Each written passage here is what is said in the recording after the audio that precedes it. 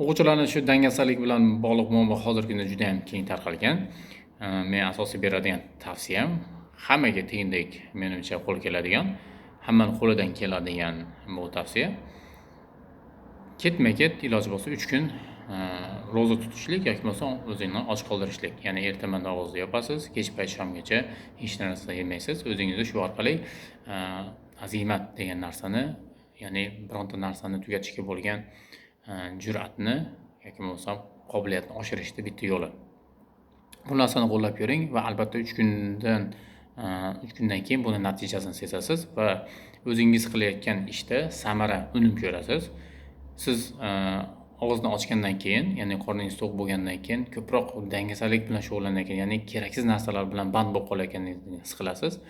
Va keyinchalik agar bu ishni davom ettiradigan bo'lsangiz, albatta sizda bu odatga aylanadi va sizni e'tiboringiz asosiy narsalarga qaratiladi.